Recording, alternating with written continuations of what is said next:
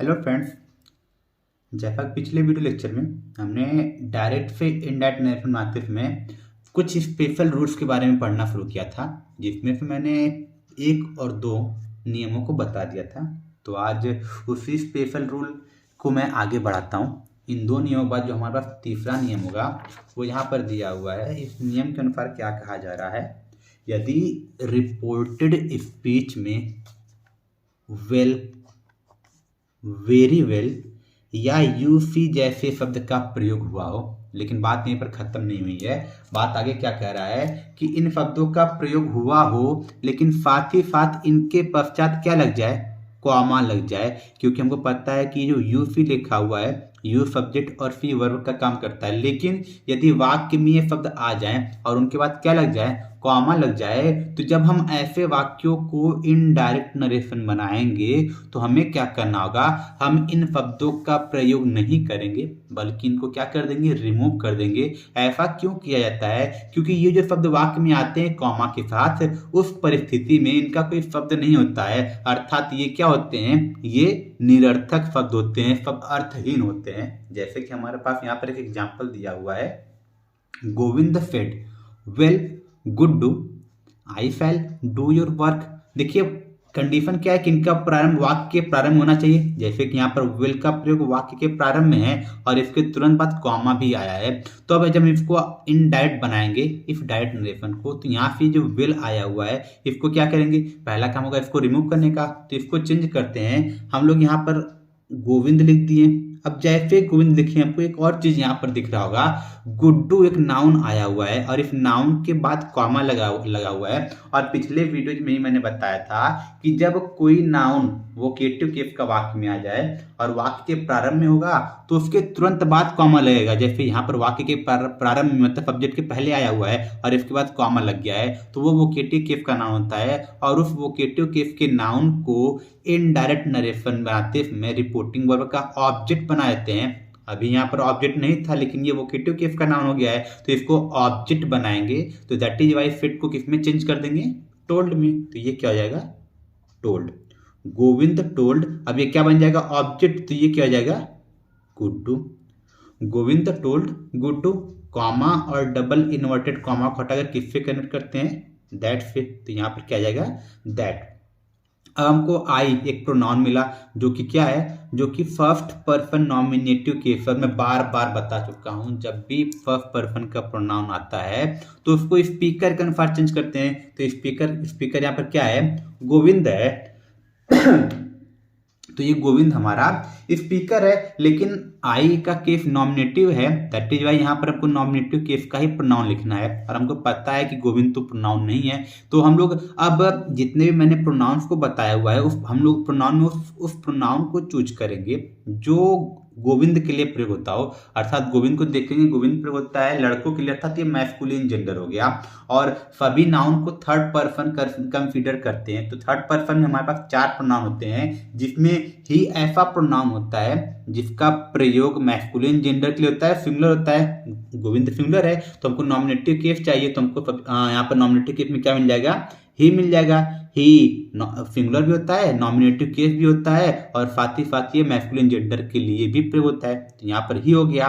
एक नियम और बताया था, जब आई के साथ फैल आया हो लेकिन इनडायरेक्ट नरेशन माध्यम में आई की जगह क्या आ जाए, ही या सी हो जाए, तो हम लोग फैल की जगह फुड का प्रयोग न करके किसका प्रयोग करते हैं, वुड का प्रयोग करते हैं। क्यों करते हैं, इसका रीजन मैंने पीछे बताया हुआ है, उन वीडियोज को आप देख सकते हैं ताकि आपको इसका प्रॉपर तरीका पता चल सके, जिसका लिंक मैंने डिस्क्रिप्शन बॉक्स में दिया हुआ है। तो इसके साथ आगे बढ़ते हैं। हमको वर्ब मिला डू, तो यहाँ पर डू लिख देंगे। अब वापस हमको एक प्रोनाउन मिला है योर। योर कौन सा प्रोनाउन होता है, सेकंड पर्सन प्रोनाउन होता है और पॉसेसिव केस होता है।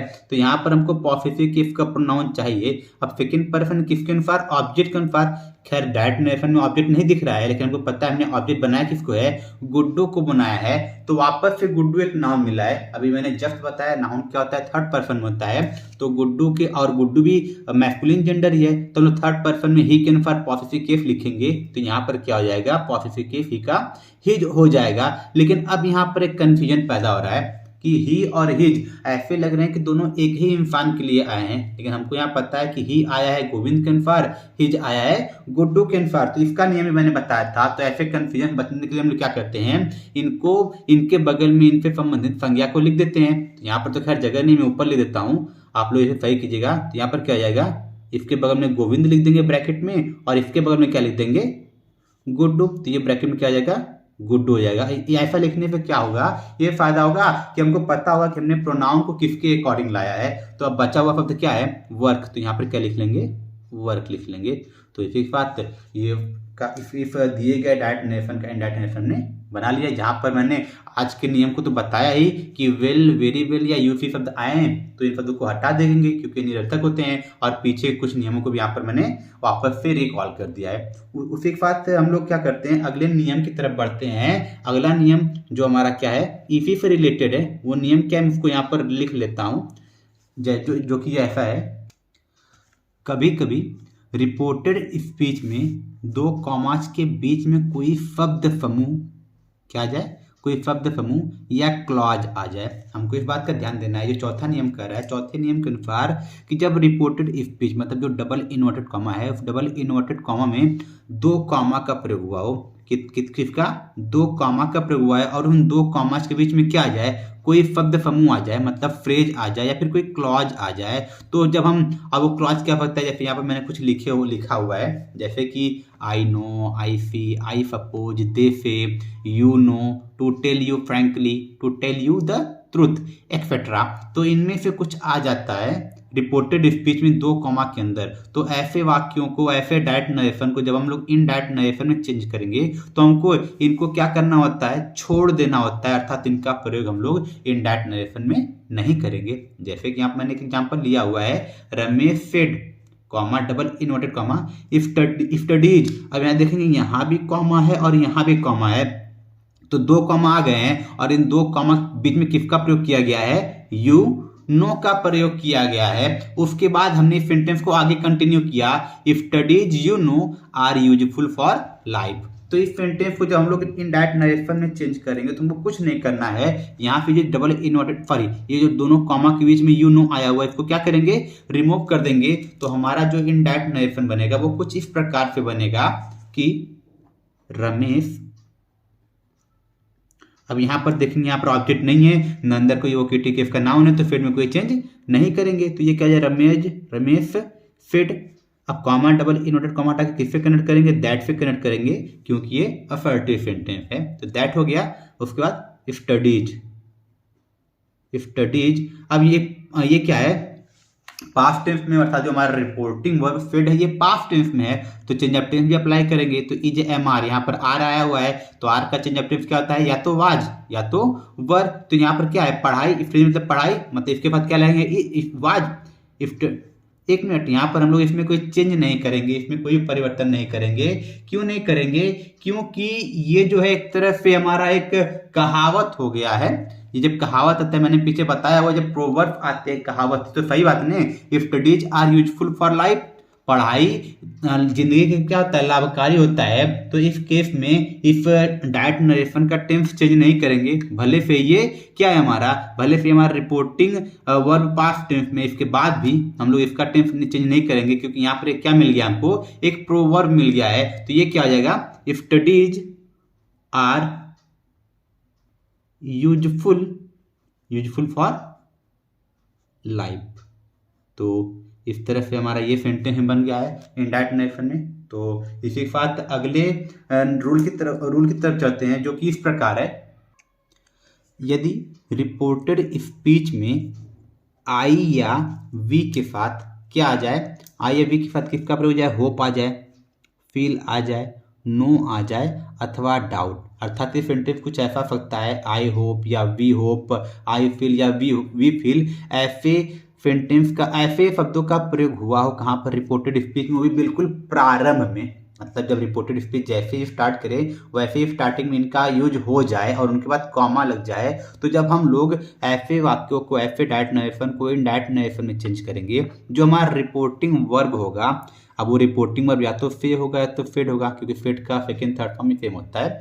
तो अगर इनमें से कुछ भी होगा तो हम इनको रिप्लेस कर देंगे इनमें से किसी एक वर्ब के साथ जो दिया होगा। जैसे कि हमारे पास एक एग्जाम्पल दिया है, I said I hope pharma will surely pass the exam. अब यहाँ पर देखेंगे कि यहाँ पर आई होप का प्रयोग हो गया है।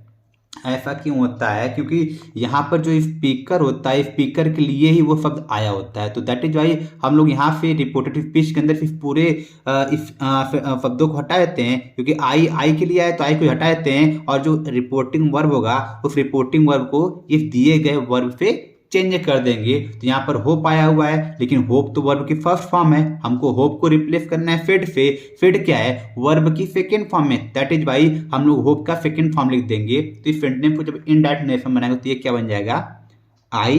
अब फेड को किससे रिप्लेस करना है? होप से, लेकिन होप को क्या लिखना है? वर्ब की सेकेंड फॉर्म। क्यों? क्योंकि फेड क्या है? वर्ब की सेकेंड फॉर्म है। तो ये क्या हो जाएगा? आई होप्ड। अब ये पूरा यहाँ से क्या हो जाएगा? रिमूव हो जाएगा और ये कॉमन बैठ जाएगा। तो इसको अब कनेक्ट किससे करेंगे? दैट से कनेक्ट करेंगे। ये हो गया दैट, आई होप्ड दैट। अब बाकी इससे को जैसे अब तक हम लोग इनडायरेक्ट नेशन चेंज करते आए हैं उस तरफ करेंगे। तो हमको सब्जेक्ट क्या मिल गया? फर्मा। तो इसको लिखेंगे फर्मा। ये हो गया फर्मा। अब फर्मा के बाद क्या लिखना है हमको? विल आया हुआ है, ये पास्ट टेंस में है, तो विल का क्या हो जाएगा? वुड। तो हो गया वुड। तो आगे क्या है? Surely, pharma would surely pass the exam. तो आई होप आपको ये नियम भी समझ में आ गया होगा। इसी के साथ मैं अगले नियम की तरफ बढ़ता हूँ, जो कि कुछ इस प्रकार से है। इस नियम के अनुसार क्या कहा जा रहा है कि यदि रिपोर्टेड स्पीच में किसका प्रयोग हो जाए? नीडंट का प्रयोग हो जाए, अर्थात नीड नॉट का प्रयोग हो जाए। तो जब हम ऐसे डायरेक्ट नेशन को इनडायरेक्ट नेशन बनाएंगे तो हमको नीडंट में कोई परिवर्तन नहीं करना होता है, उसको एज इट इज छोड़ते हैं। अब रिपोर्टिंग और चाहे प्रेजेंट हो, चाहे पास्ट हो, चाहे फ्यूचर हो, उससे कोई फर्क नहीं पड़ता है। नीडंट को नीडंट ही रहने देते हैं, उसमें कोई चेंज नहीं करते हैं। हाँ, और बाकी अगर प्रोनाउन आता है तो उसको चेंज करेंगे। ऐसे शब्द आते हैं जो दूरी या समीपता प्रकट करें, तो उनको भी हम लोग क्या करेंगे? उनको चेंज करेंगे। तो जैसे हमारे पास एक सेंटेंस दिया हुआ है, he said to his wife I needn't go there now. तो यहाँ पर किसका प्रयोग हो गया? रिपोर्टेड स्पीच में नीडंट अर्थात नीड नॉट का प्रयोग हो गया है। तो अब हम इसको जब इनडायरेक्ट नरेशन में चेंज करेंगे तो ये क्या हो जाएगा? ही। अब यहाँ पर सेड टू आया हुआ है तो ये टोल्ड हो जाएगा, he told his wife. He told his wife किससे कनेक्ट करेंगे? दैट से। अब तक तो आप ये समझे गए होंगे। तो ये हो गया दैट। अब आई को चेंज करेंगे, I first person nominative case, speaker के अनुसार चेंज करेंगे। स्पीकर ही है, जो कि खुद क्या होता है? नॉमिनेटिव केस होता है। तो यहाँ पर क्या लिख लेंगे? ही। अब नीडंट को हमें कोई चेंज नहीं करना है, तो नीडंट को ऐसे ही लिख लेंगे। तो ये क्या आ जाएगा? Needn't go there. और हमको पता है कि जब इनडायरेक्ट नेशन में आते हैं तो नाउ का क्या होता है? नाउ हो जाता है देन। तो यहाँ पर क्या लिख लेंगे? देन, और ये फुल स्टॉप। तो इसके साथ इस डायरेक्ट नेशन का भी इनडायरेक्ट नेशन बन गया। तो आई होप आपको ये नियम भी समझ में आया होगा। इसके साथ ही असर्टिव सेंटेंस जब आता है रिपोर्टेड स्पीच में, तो इसके सभी नियमों को हमने इनडायरेक्ट नेशन बदलने का सीख लिया है। तो इसी के साथ आज हमने असर्टिव सेंटेंस से संबंधित लगभग सभी नियमों को सीख लिया है। अगले वीडियो लेक्चर में हम असर्टिव सेंटेंस से संबंधित एक्सरसाइज को करेंगे, डायरेक्ट से इनडायरेक्ट नेशन बनाने का। इसी के साथ में आज के वीडियो लेक्चर को समाप्त करता हूँ। Tata, bye bye.